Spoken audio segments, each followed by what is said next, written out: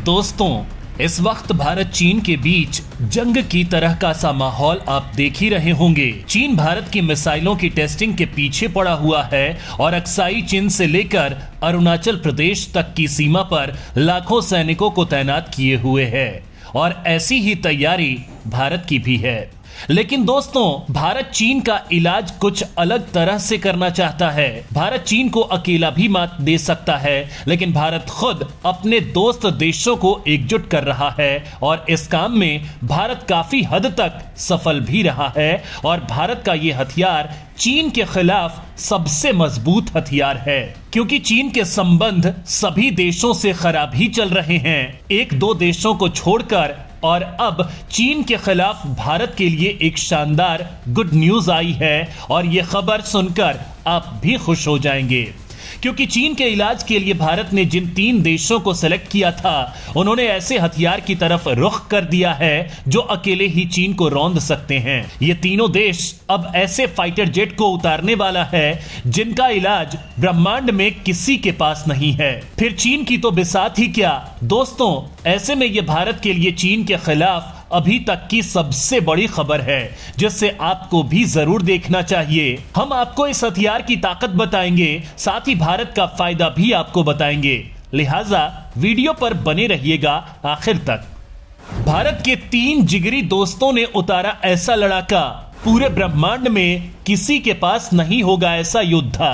चीन का पसीना निकलना तय, भारत का भयंकर फायदा। दोस्तों, जैसा कि हमने आपको बताया कि भारत की खुद की प्लानिंग थी, भारत के 3 दोस्त साथ मिलकर ब्रह्मांड के सबसे खतरनाक फाइटर जेटों का निर्माण करने वाले हैं और इस महा प्रोजेक्ट को लॉन्च कर दिया गया है। 3 दोस्त मतलब इटली, जापान और ब्रिटेन ने फाइटर जेट्स के निर्माण को लेकर एक प्रोजेक्ट पर काम करना शुरू कर दिया है।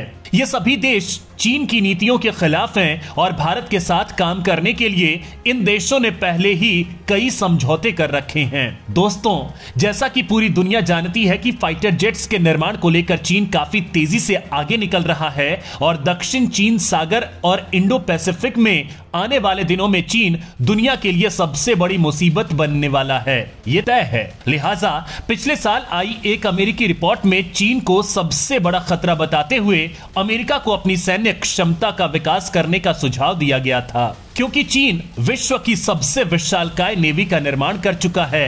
लिहाजा अमेरिका के अलावा उसके ये सहयोगी भी अब पूरी ताकत के साथ नेक्स्ट जनरेशन फाइटर जेट के प्रोजेक्ट में जुट गया है। बताया जा रहा है कि बैक चैनल के जरिए भारत भी इसमें शामिल है। यूनाइटेड किंगडम, इटली और जापान ने एक साथ मिलकर फाइटर जेट्स के निर्माण को लेकर एक प्रोजेक्ट शुरू करने की घोषणा तक कर दी है और द्वितीय विश्व युद्ध के बाद यह पहला मौका है जब अमेरिका के अलावा जापान ने किसी तीसरे देश के साथ औद्योगिक रक्षा सहयोग को लेकर समझौता किया है। इस प्रोजेक्ट को टेम्पेस्ट कहा जा रहा है। तीनों मिलकर एक advance front line fighter jet का निर्माण करने वाले हैं, उसे ऑपरेशन में लाना है। यानी फाइटर जेट को लेकर यह प्रोजेक्ट की रफ्तार कितनी ज्यादा है, इसका अंदाजा आसानी से लगाया जा सकता है कि महज 13 सालों के अंदर फाइटर जेट को ऑपरेशन में ले आना है। तीनों देशों के बीच इस संयुक्त समझौते को ग्लोबल कॉम्बैट एयर प्रोग्राम नाम दिया गया है।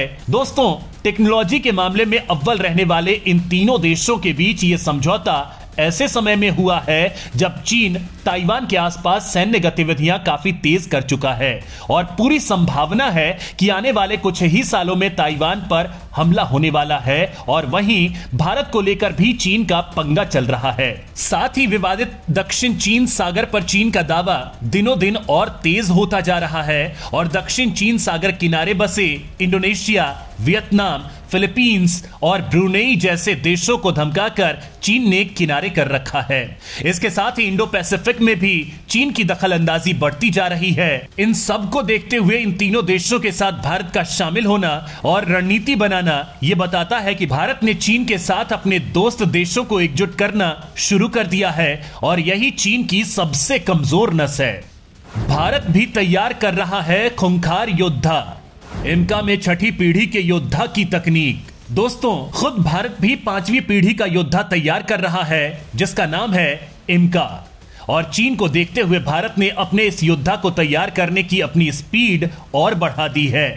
खास बात यह है कि भारत के इस विमान में 6ठी पीढ़ी की तकनीक भी होगी। जी हां, दरअसल एमका को 2 वर्जन के साथ उतारा जाएगा। एक वर्जन 5 जनरेशन की टेक्नोलॉजी के साथ होगा और दूसरा 6 जनरेशन टेक्नोलॉजी के साथ लॉन्च किया जाएगा। साथ ही अपने कॉम्प्लिकेशन के बाद रियल एम का इंडिया का फर्स्ट 5th जनरेशन एयरक्राफ्ट भी होगा, जिससे आगे चलकर 6th जनरेशन एयरक्राफ्ट में भी अपग्रेड किया जाएगा। दोस्तों, एयरक्राफ्ट डिजाइन की बात करें तो अपने कमीशन के बाद HAL एमका का दुनिया के किसी भी 5th जनरेशन के एयरक्राफ्ट की चमक को फीका कर देगा। यही कारण है कि कहा जा रहा है कि एमका 6ठी पीढ़ी के विमानों की तकनीक को भी पछाड़ देगा। साथ ही इस एयरक्राफ्ट में दुश्मन के रडार सिस्टम को ट्रैक करने और उन्हें जाम करने की उत्तम रडार सिस्टम भी लगाए जाएंगे, जो इस एयरक्राफ्ट को दुश्मन के लिए लगभग अदृश्य बना देंगे। उत्तम ऐसे रडार सिस्टम को DRDO की ही एक टीम ने डेवलप किया है। फिलहाल इस एयरक्राफ्ट को सिर्फ 5th जनरेशन टूल्स से लैस किया जाएगा, लेकिन आने वाले समय में ये एयरक्राफ्ट एनर्जी वेपन और स्वार्म ड्रोन जैसी 6th जनरेशन टेक्नोलॉजी से भी लैस होगा।